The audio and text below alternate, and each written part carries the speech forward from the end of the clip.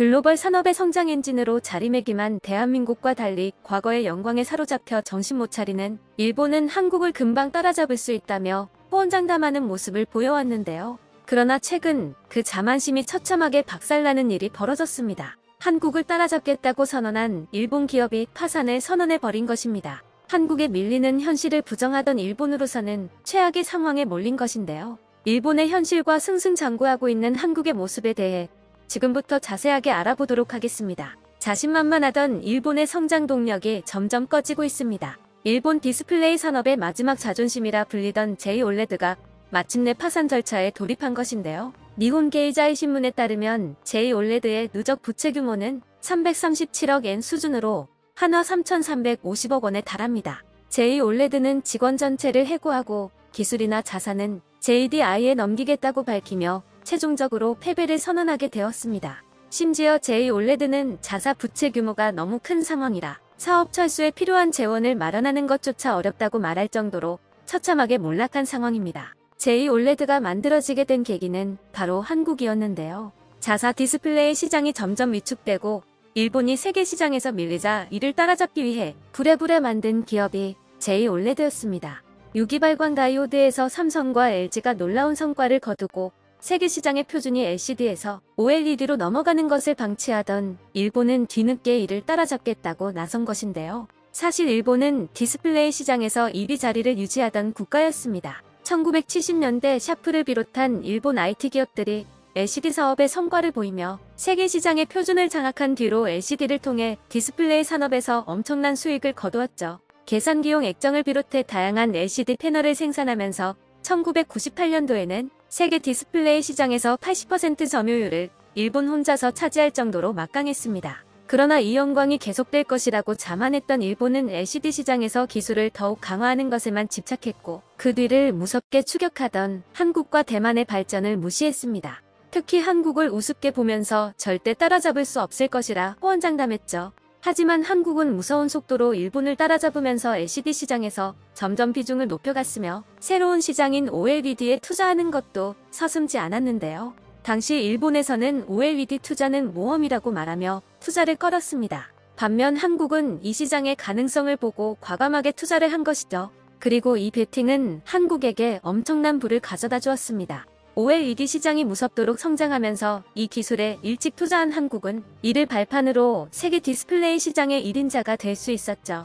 이에 경각심을 느낀 일본은 J-OLED를 만들어 한국을 따라잡겠다고 선언하고 OLED 방식의 혁신을 일으키겠다고 말하며 잉크젯 프린팅 방식을 도입했습니다. 기존 OLED 디스플레이 제작 방식은 OLED 소자를 진공 상태에서 뿌려 기판에 입히는 증착 방식이 주류입니다. 그러나 일본은 소자를 잉크젯 프린터처럼 기판 위에 인쇄하는 잉크젯 프린팅 방식을 사용하겠다고 선언했습니다. 고난도의 기술이지만 증착 방식에 비해 제조 공정이 단순해 생산 비용을 줄일 수 있다는 장점을 가진 기술이었습니다. 한국의 양적 성장을 따라잡기 위해 생산 단가를 절감해야 했던 일본의 승부수였죠. 그러나 OLED 기술을 이제 막 시작한 일본에게는 무리였습니다. 한국은 10년이 넘도록 차근차근 OLED 기술을 쌓아왔었던 것에 비해 일본은 기술을 쌓기도 전에 고급 기술에 도전한 상태라 결국 부작용이 찾아왔습니다. 품질이 불안정하고 불량률이 높은 제품이 양산된 것이 그 시작이었습니다. OLED 디스플레이에서 기술력을 상징하는 TV용 대형 패널 생산에서도 개발력의 한계가 있어 얇고 넓은 디스플레이 생산을 할 수 없었습니다. 20에서 30인치 모니터용 OLED 패널 제품이 일본의 최대 크기 제품이었죠. 한국과의 경쟁을 위해 J-OLED는 부족한 기술을 붙잡고 기술 개량은 물론 생산 단가를 낮추기 위한 실험을 거듭했습니다. 하지만 당장 수익을 내야 하는 상황임에도 불구하고 실험을 거듭한 결과 J-OLED는 계속되는 적자에 허덕일 수밖에 없었습니다. 결국 코로나가 찾아오고 금리 인상으로 인한 경기 침체가 찾아오면서 J-OLED는 파산을 선택할 수밖에 없었습니다. 올해 예정되어 있던 투자 규모도 한화로 8조 원에 지나지 않았는데요. 이는 2022년 기준 15조 원에 대비 48%나 하락한 금액이었습니다. 한때는 디스플레이 시장의 지배자였던 일본이 기술력에서 허점을 드러내고 후발주자였던 한국에게 완전히 밀리면서 초라한 모습으로 퇴장하게 된 것이죠. 그런데 디스플레이가 첫 타자는 아니라고 하는데요.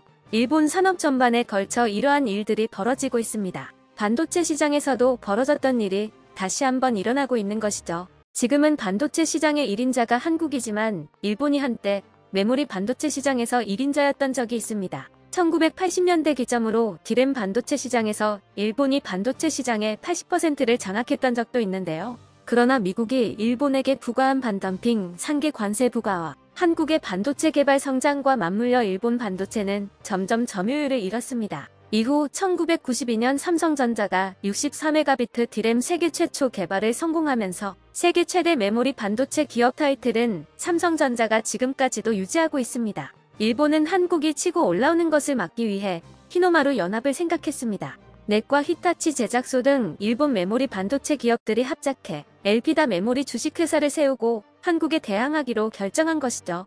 그리스어로 희망의 뜻을 지닌 이 회사는 세계 3위의 점유율을 자랑했습니다. 삼성전자와 SK하이닉스에 이어 세계 3위의 점유율을 기록했었죠. 그러나 2008년 세계 금융위기와 더불어 기술력의 한계와 2011년 도호쿠 대지진의 여파로 인해 회사가 휘청거리더니 결국 미국 마이크론 테크놀로지가 엘피다 메모리를 인수하며 일본은 굴욕적인 패배를 맛봐야 했습니다. 사실상 한국과의 경쟁에서 밀린 일본은 그럼에도 불구하고 포기하지 않고 똑같은 전략과 방식을 답습하며 이번에는 비메모리 반도체 시장에서 라피더스를 설립했습니다. 2022년 11월 토요타, 소니, 소프트뱅크를 비롯한 일본 주요 대기업 8곳이 차세대 반도체를 개발 및 생산하는 법인 라피더스를 만들어 한국에 대항하겠다고 한 것인데요. 각 기업들이 70억 엔을 투자하고 일본 정부도 700억 엔을 투자하며 일본의 사활을 건 기업이 생겨난 것이죠.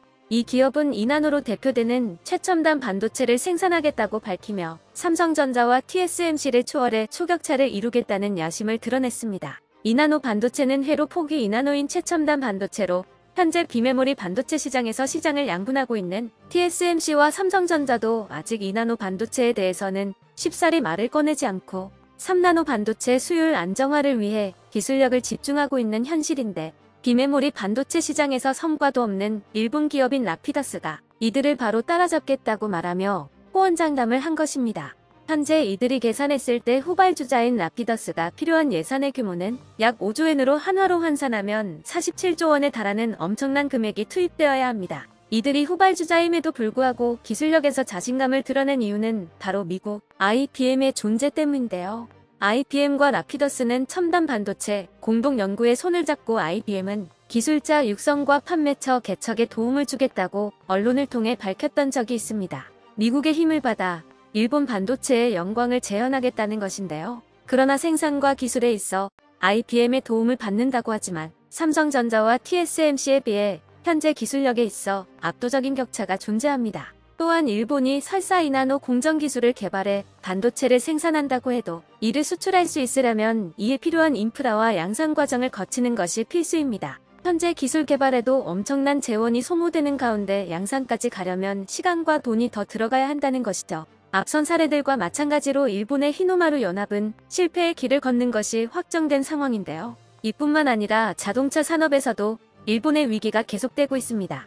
과거 일본 자동차 하면 우수한 품질과 기술로 주목받았던 시절이 있었는데요. 그러나 지금 2023년 기준으로 일본 대표 기업인 도요타는 GM의 미국 시장 1위를 빼겼고 혼다와 닛산 역시 2021년 판매량이 20에서 40%나 감소하는 수모를 겪었습니다. 10년 이상 글로벌 자동차 업계를 주도한 일본의 위상이 추락하게 된 것이죠. 일본이 꺾인 이유는 바로 전기차 브랜드의 부재가 큰 영향입니다. 과거에 영광에 집착한 일본은 내연 기관에 몰두해 있었고 전기차 생산과 기술 개발에 적극적으로 나서지 않았습니다. 반면 다른 기업들은 전기차 개발에 뛰어들었고 이게 시장에 반영된 것이죠. 코로나로 인해 공급망 충격을 겪은 일본은 현 체제를 바꾸지 않고 과거의 방식을 답습해 성장에서 점점 밀리는 모습을 보였습니다.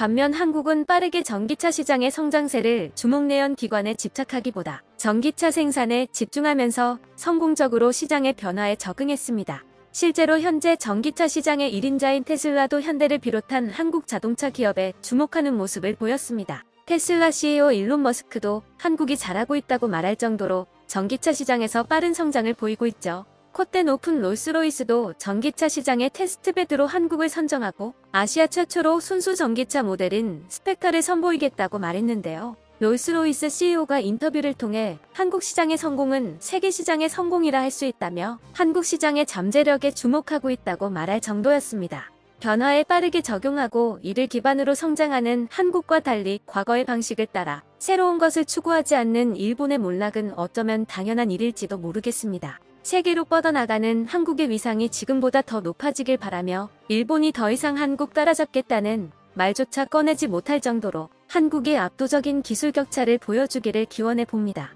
끝까지 시청해주셔서 감사합니다. 도움이 되셨다면 좋아요를, 다른 이야기도 궁금하시면 구독을 눌러주세요.